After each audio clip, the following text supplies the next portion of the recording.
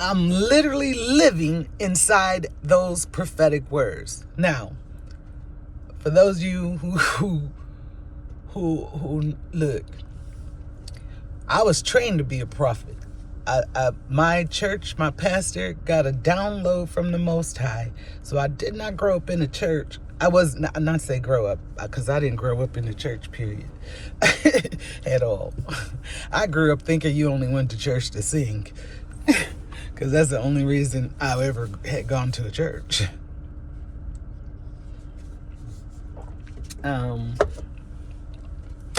But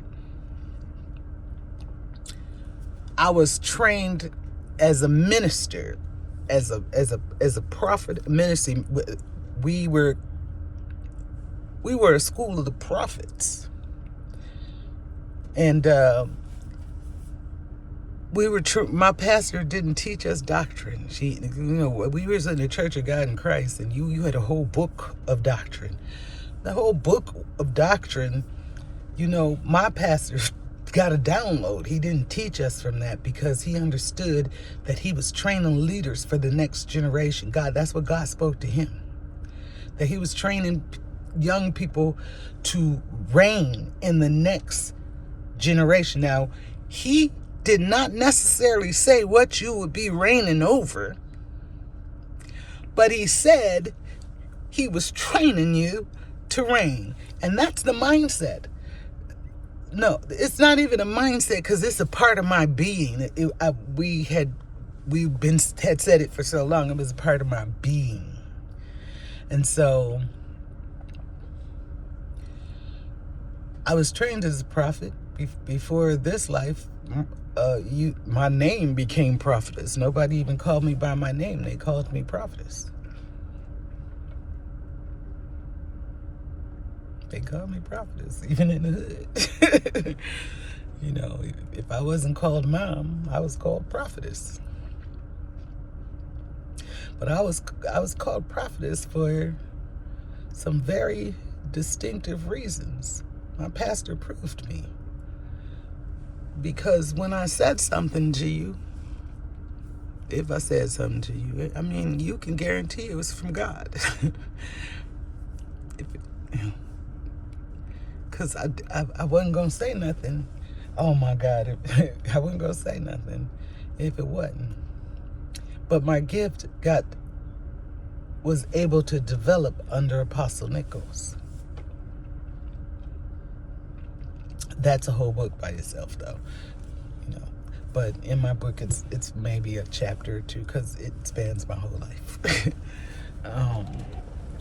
But I will talk about the men who rebuilt me in a past life. And so I was always called a prophet. One of the things that, since religion is not my framework, I realized I didn't change as far as spiritual gifts and everything. I didn't shift in that area. I was living by my spirit. That was the only thing that I had that was guiding me. And I was going through life in that period of trauma chaotically, just depending on my spirit to bring the right people to me to hold me down. And I'm telling you, God loved me. He loves me. He loves Micah. He loves us. And I've been a kept woman, and he's provided very well for me to make sure that I'm able to make this metamorphosis. But I'm living in those words of Barbara Yoder. I'm literally being I keep wanting to say I'm literally going through stages of development. I gotta say it in psychology terms. I'm literally going all over again through the stages of development as if I was baby being retaught life. And you gotta understand that in my old life, I was an extremely obese woman. I was almost 600 pounds. And now I'm like under 200, or at 200. I fluctuated from 198 to 215. So that in itself is a whole different mindset change, and I'm still making that. Because I'm smaller than I was when I graduated from high school right now. It's just, shifted directions, but I'm smaller than I was when I graduated from high school. And after being large like that for so many years, I was fat as fuck. I literally was fat as fuck. I ain't missing no words. I'm taking it. I done took accountability for myself. I was fat as fuck. And just like my doctor told me, you're going to die and nobody's going to be able to carry your casket, because you don't know what 500-600 pounds of dead weight feels like. Yes, my doctor did say that to me. I don't know if he intentionally embarrassed me or the ancestors spoke through him. I take it the ancestors took over and spoke to him, because they knew I needed to lose weight right now.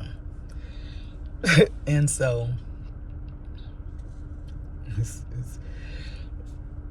there is so much to this story that I just have to write it. And I can't even write it in one book. I got to write it in several books. Right now, I got 2 of them that got to go to the publisher, because I don't want to release part 1 without part 2. I want you to be able to get all of it. And so I'm telling you, the goals, everything about me is pretty much changed. Even how I even think about relationships, because